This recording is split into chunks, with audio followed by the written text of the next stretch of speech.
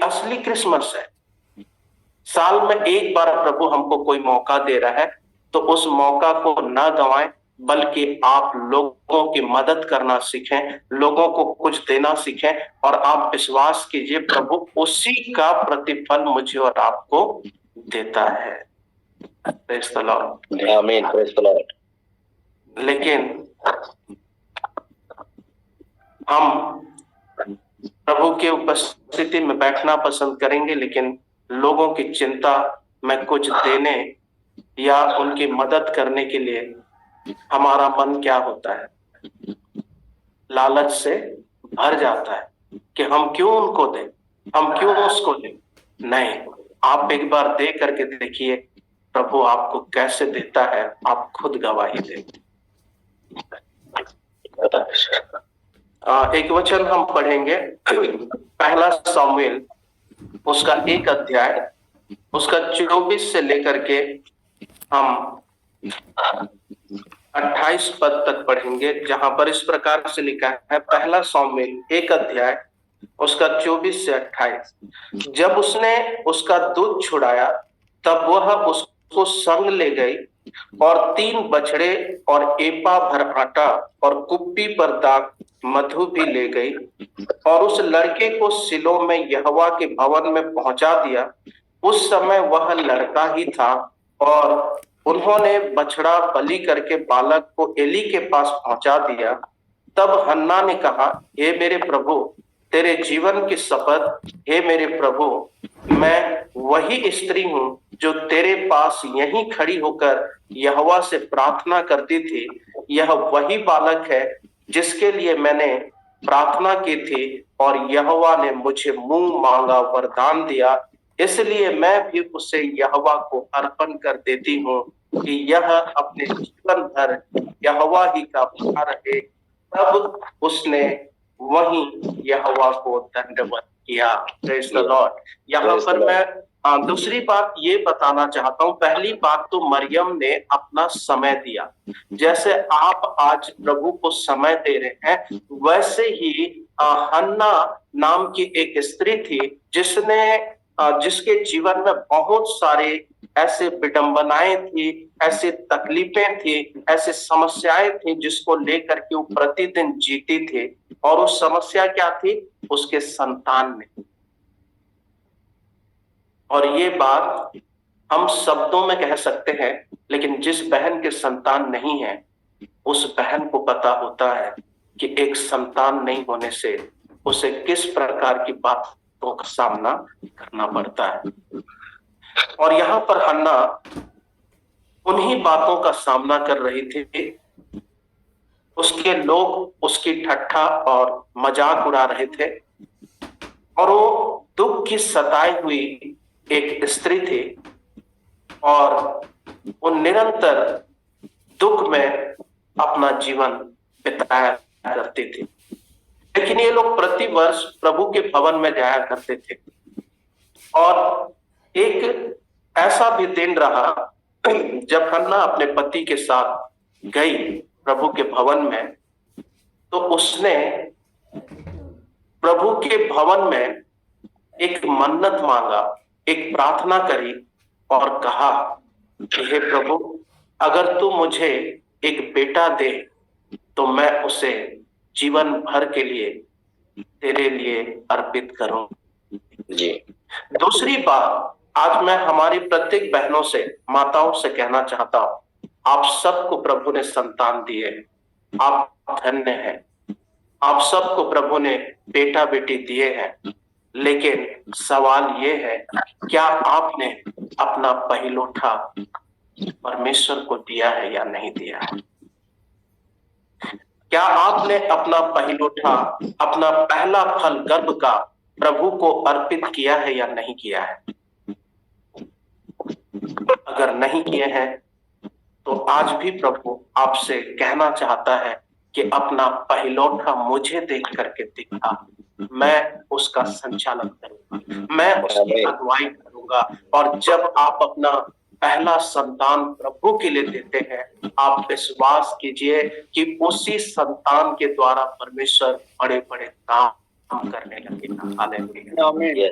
आज बहुत सारे लोग, बहुत सारे बहनों को हम जानते हैं जो कहते हैं कि हम प्रभु को अर्पित कर देंगे जब प्रभु हमको संतान देगा। लेकिन पता है जब प्रभु उनको संतान देता है तो वो कहते हैं क्या पास्टर बनाना उसको, क्या बाइबल कॉलेज भेजना उसको, हम इंजीनियर बनाएंगे, हम उसको डॉक्टर बनाएंगे, हम उसको पुलिस वाला बनाएंगे। जब नहीं मिला होता है तब हम प्रभु को देने की बात करते हैं। जब हमारे हमारे कोख को प्रभु आशीषित नहीं किया होता है, हम हमेशा प्रभु के राज्य के लिए सोचते रहते हैं कि प्रभु जो भी संतान आएगा, बेटा हो या बेटी हो, मैं उसे आपके राज्य के लिए दे दूंगी, मैं उसको आपकी सेवा के लिए समर्पित कर दूंगी, मैं उसको आपको अर्पित कर दूंगी। और जैसे ही प्रभु दे देता है, हमारा सोच और विचार हमारे बच्चे को लेकर के फिर बदल जाता है। हालेलुया। आपको बता दो कि आप अपना पहिलौठा प्रभु को दीजिए, आप अपना पहला फल प्रभु को दीजिए और देखिए फिर आगे परमेश्वर कैसे आपके जीवन में अद्भुत काम करेगा। आमीन, आमीन। जब परमेश्वर ने हमको पहला संतान दिया, हमने उसको प्रभु को दे दिया। प्रभु को दे दिया मतलब हन्ना जैसे नहीं दिए, हन्ना ने तो हमेशा हमेशा के लिए दे दिया। हम तो दिए चर्च में और फिर गोदी में उठा करके ले आए। हम भी वही करते हैं ना कि हम चर्च ले जाते हैं अपने बच्चे को, हम बोलते हैं हम समर्पण करने जा रहे हैं अपने बच्चे को, लेकिन फिर हम वहां से वापस ले आते हैं। अच्छी बात है, ले आते हैं, लेकिन प्रयास कीजिए कि उस बच्चा को आप प्रभु के वचन में आगे बढ़ाएं। उस बच्चा को ये हमेशा याद दिलाएं कि बेटा प्रभु ने आपको दिया है, आपको प्रभु के काम को करना है। बेटी प्रभु ने आपको मुझे दिया है, इसलिए आप प्रभु के कार्य को करें, क्योंकि प्रभु को हमने आपको समर्पित किया है, इसलिए आप प्रभु के राज्य के लिए कार्य करें। आज हमारे जीवन में दुख इस बात की है कि प्रभु हमको देता तो है, लेकिन हम प्रभु को देते नहीं है। प्रभु क्या चीज नहीं दिया, हम सब कुछ दिया, तो कुछ दिया, हमको सब कुछ दिया, लेकिन हम प्रभु को जब देना चाहते हैं तो हम कैसे देते हैं? फिर से मैं कहूंगा उन धनवानों के समान देते हैं। जिनके पास बहुत कुछ है उन लोग क्या करते हैं? अपने बहुतायत के कारण देते हैं, लेकिन हम उस विधवा को भी याद रखें जिसने अपना 2 दमड़ी, अपना जीविका उस भेंट में डाल दिया। और प्रभु ने कहा कि इसने अपनी घटती में से दिया, इसने अपनी सारी जीविका लगा दी। धनवानों का जो दिया हुआ दान था उसको प्रभु छोटा कर दिया, और जिसने थोड़ा दिया, जिसने लोगों की दृष्टि में कुछ भी नहीं था, वो विधवा ने जब दिया तो प्रभु ने उसको सर्वश्रेष्ठ बना दिया। आमीन। आपको मैं बताना चाहता हूं, एक बार आप अपने बच्चे को प्रभु के लिए अर्पित करके देखिए, समर्पित करके देखिए, प्रभु आपके बच्चे के भविष्य को बनाएगा। मैं और आप क्या बनाएंगे? कोई बड़ा स्कूल, कॉन्वेंट स्कूल क्या उसका भविष्य बनाएगा? हमारा भविष्य, हमारे बच्चे का भविष्य अगर कोई बना सकता है तो केवल और केवल हमारा स्वर्गीय पिता। आमीन, आमीन। लेकिन हम सोचते हैं बड़े बड़े स्कूलों में, कॉलेजों में हम पढ़ाएंगे तो हमारा बेटा, हमारी बेटी का भविष्य बहुत ब्राइट होगा, बहुत बड़ा होगा, लेकिन ऐसा कुछ भी नहीं। हम कई ऐसे बच्चों को जानते हैं जो बड़े बड़े स्कूलों में पढ़े, लेकिन आज वो नशे में डूबे हुए, आज वो अपने माँ बाप को तुच्छ जानते हैं। क्या मतलब ऐसा बच्चा, क्या मतलब ऐसी बेटी, क्या मतलब ऐसा बेटा जो बड़े होकर के कहे कि तूने मेरे लिए क्या किया है।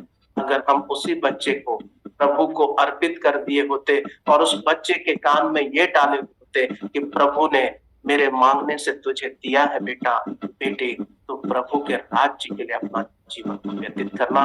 तो आज कई माता पिता को रोना नहीं पड़ता, कई माता पिता को दुखित होना नहीं पड़ता।